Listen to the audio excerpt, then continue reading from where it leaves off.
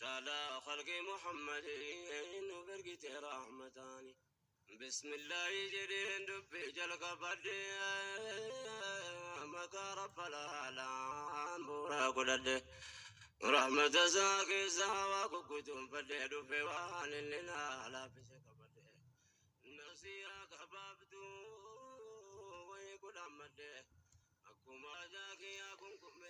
السلام عليكم ورحمة الله وبركاته وكم جرتن نجانا في جرتني أمني أورمو بحد يا كابف كيبا بكم جرتني نجيني كيا كأن الرامدي كيا كبجا كجارلا بكم جرتني تسين هذا كابو كلن سران سنين جدا كانت آن سوداني تاتواني أوروميا كيستي torban kana keessa tahee irratti xiinxallaa yaada kiyya isiniif dabarsuuf deeme jechuudha.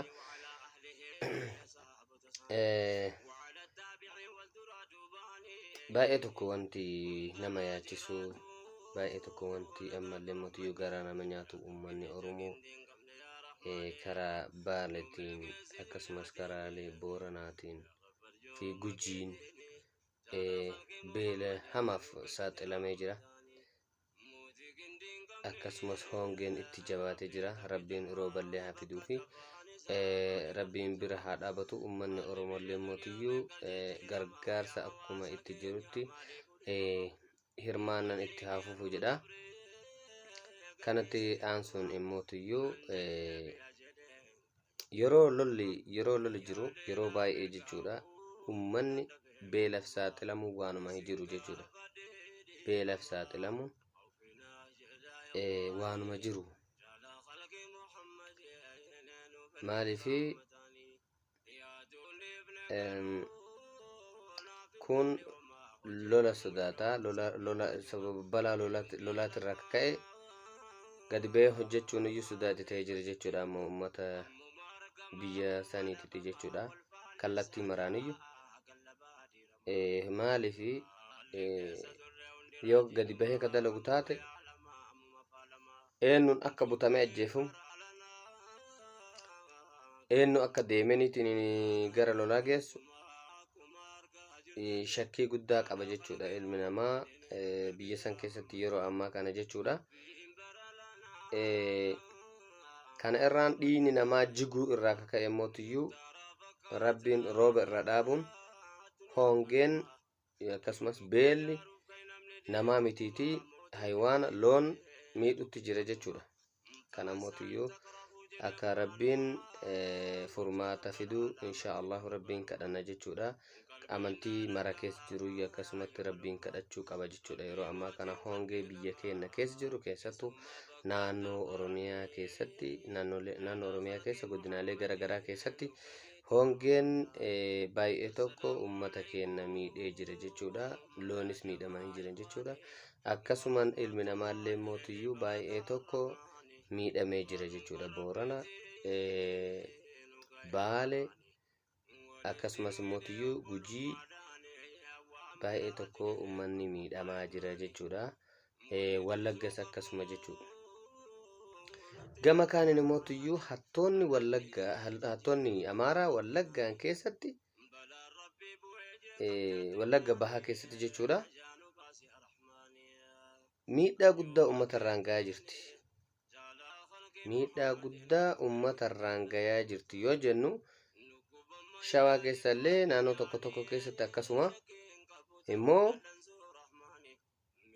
Wallagga bahaa aanaa Keeramuu keessatti baay'ee tokko miidhaa cimaa uummatarraan gahaa jirti jechuudha hattoonni Amaaraa. Kana jechuun maal argisiisaa? Dadhabbina uummata keenyaati. Dadhabbina uummata keenyaa yoo jennu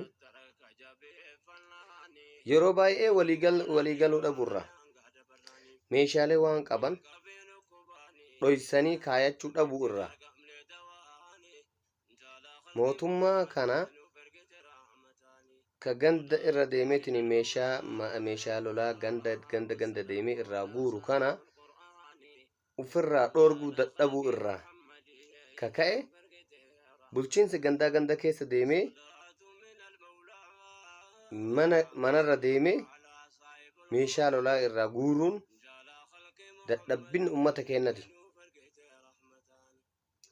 Godinaalee Oromiyaa keessa jira maraayyuu jira wanni akkanaa jechuudha. Wallagga qofaas miti, Shawaa qofaas miti, Baalee qofaas miti, Boorana qofaas miti. Godinaalee Oromiyaa maraayyuu keessa hanqinni akkanaa kun baay'ee tokko ummata keenyarra jira jechuudha. Maaliif walii galuu dhabuu irraa kaka'e ummanni keenya ufuma wal saaxiluun ufuma deemaniitiin wal himuun meeshaan irraa guurama malee wanta akkanumaan dhufaniitiin meeshaa manarra deemanii irraa fuudhanii ummata keenya balaaf saaxilaniif ka biraa hin jiru jechuudha. Dadhabbin ummata keenyati kana fudhachuu qabna.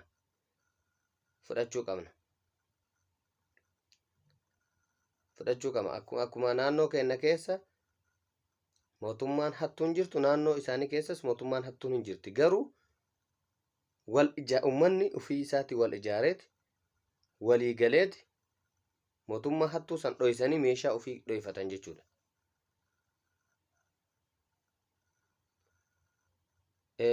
Kanaaf immootiyyuu furmaanni ammallee ummatuma keenya harka jira. Waboo jabeeffachuun furmaata guddaadha. Yeroo dhiyootti immootiyyuu inshaallah fanxaaliyyii naannoo Oromiyaa keessatti alaabaa Minilik dhaabdee ummata keenyatti rorriftu san irratti tarkaanfiin fudhatama inshaallah. Yeroo dhiyoo keessatti tarkaanfiin irratti ni fudhatama. Maaliifi lolli kuni lolli amma ummata Oromoo Wallagga Bahaa irratti gaggeeffamaa jiru kuni maaliif tayaa jira yoo ka jennu taate waraana bilisummaa Oromoo uf duuba deebisuuf yaanni isaanii jechuudha. Karoora waraana kana uf duuba deebisuuf akkuma waraana TDF dadhabanii waraana gara Finfinnee deemaa jiru kana ofirraa dhahanii deebisuu dadhabaniin Maqalee xiyyaaraan dhahan kanatti akkuma waraana bilisummaa Oromollee dhahanii ofirraa deebisuu dadhabanii Walloon xiyyaaraa fi dirooniin dhahan sanitti sun kana maraa waan milkaa'uu dadhabaniif amma waraana lafa jalaatiin immootiyyuu waraana miilaan deemee konkolaataan deemee aanaalee keessa deemee ummata fixu gandatti geggeessuun kuni waraana san ka Finfinnee deemee warra 4 kiiloo keessa jiru morma qabee keessaa gadi baasuuf deemu kana uf duuba deebifnee waraana kanaan wal haaloluu eegalanii xiyyaaraan dhooynaa yaada jedhu waan qabaniif jiru waan akkasii. Abbaa fedhan ganda fedhan godina fedhan yoo isaan waan fedhan ka godhan taate achi keessaa morma qabanii baasuun imala gara Finfinnee jedhamee gara Finfinneetti godhamaa jiru kun abadan uf duuba hin deebi'u haga milkaa'utti jechuudha. Waraana biyya fedhellee hafidu. Waraana biyya fedhellee ka fidu yoo taate biyya fedhellee yoo ka mootummaan abbaa fedhellee yoo ka isa gargaaru taate morma qabanii achi keessaa isa baasuun dirqama jechuudha.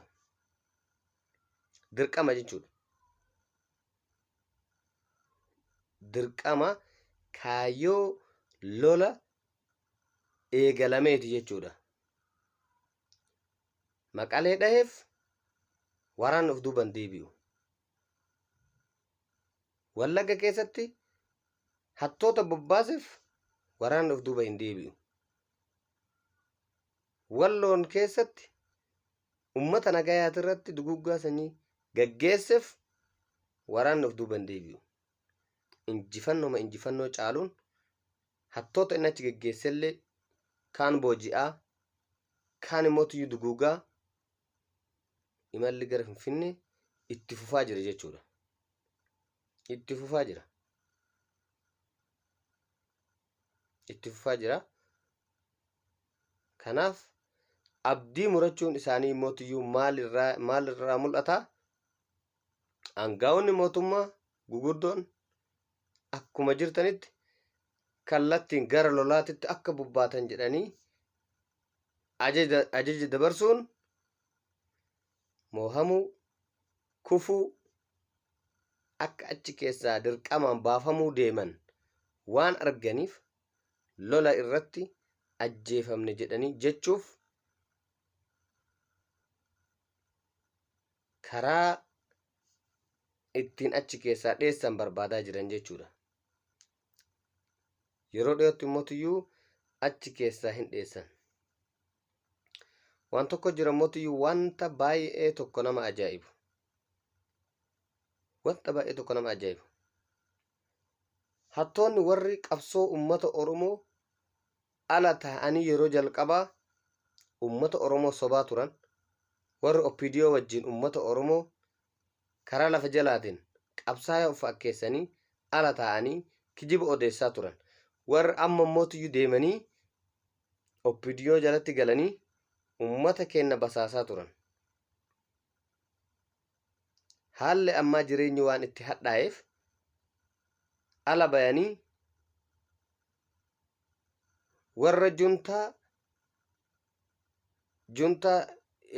aangootti deebisuu barbaadu jedhanii nu qeequu barbaadan. No, karaa kamiiniyyuu kallattii ittiin uummata Oromoo qeeqxan hin qabdan. Isin warri bitamtaniitiin hin biltsiginnatti galtan, warri biltsiginnatti galtanii Oromiyaa keessatti qabsooytota ta'een mana hidhaa keessa keettan, warri maggaarajaa duuban qabsaa'otatti ragaa baatan kallattii ittiin uummata Oromoo qeeqxan hin qabdan. Kallattii isin ittiin waraana bilisummaa Oromoo qeeqxanillee abadan hin qabdan. Hin qabdan. Tigraay yookaan immoo tiyyuu wayyaaneen odoo waan feetellee badii isiin feete kadalaydu taate yeroo isii san irratti jechuudha. Aangoo irraa seeraan kaate kabajaan aangoo gadi dhiiftee baate biyya ufiititti galte lola kana kaban immoo tiyyuu mootummaa naannoo Amaaraati. Naannoon Amaaraa lola babal'ifannaadhaaf lola eegalee jira. Abiyyi Ahmad immoo tiyyuu isaanin masakamee isaanin sobamee boolla seenee jira. Boolla keessaan baane seenee jira. Boolla kaseen immoo tiyyuu uummata Oromoo bakka bu'ee osoo hin taane, mootummaa uummanni Oromoo filate osoo hin taane, mootummaa warri soddaa filate waan ta'eef boolla waliin keessa bu'an akka itti waliin keessaa bayan warra lamaantu beeka. Warri mootiyyuu kijibaaf Oromiyaatti galtanii nama qabsaaheetiin biyya alaatti gale fakkaattanii amma salphattanii akka itti mataa ol qabatanii deemtan dhabdan kijibaaf wayyaanee nurratti deebisuu jirtan akka jettanii uummata Oromoo hin kijibne. Kijibni akkasii sun abadan bakka hin qabu uummata Oromoo ka alaa ka biyyaallee keessatti jechuudha. Uummata Oromoo biratti bakka hin qabdan. Maaliif uummata sobdanii uummata sobuun keessan biyya galtaniitiin salphattan jechuudha. Salphattanii jirtan. Warra biyya kuffise keessa, warra biyyattii san warra soddaa keessanii wajjin kuffise keessa tokko taatan jechuu isinillee warra yoomuu seenan hin daganne hattoota warra ummata kijibaa ture ka ammallee kijibaa jiru jechuudha.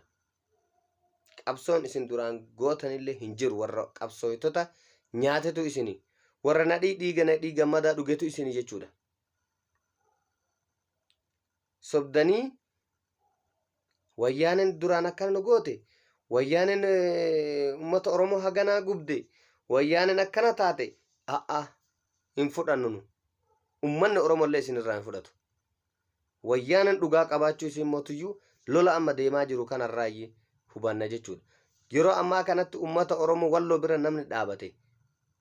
OPDO'n odoo uummata Oromoo warra soddaa wajjin obdoo fixuyyuu wayyaanatuyyuu ummata oromoo walloo bira dhaabatee qeerroo fi qarree walloo waliin jechuudha ummata walloo bilisoomsaa jira jechuudha. Maaliif opiidiyoon gadi baatiin dubbatiin ummanni oromoo walloo haga xiyyaaran dhaamu san haga diroonin dhaamu san maaliif gadi baatiin dubbatiin?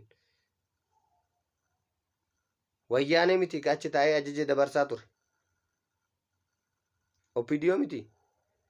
Wayyaaneen immootuyyuu ummata walloo magaalaa tana bilisoomsine magaalaa tana nu hafe jetteetiin ajaja baasan turre. Isin hattoota bar. Opiidiyootuyyuu ummata oromoo dhiiga isii dhangalaasaa ture malee opiidiyootuyyuu ummata oromoo gurgurataa ture malee wayyaaneen ummata oromoo homaa takka illee waan isin gootin jirtu. Durillee jechuudha. Akkuma amma jala fiidanii bitamtanii warra harmaa fi harka ummata keenyarraa mure. Haadholii teenya harma irraa mure harka abbootii keenyarraa duraan cire jala fiidanii amma gaarajaa duuban qabsooytota teenya sabboon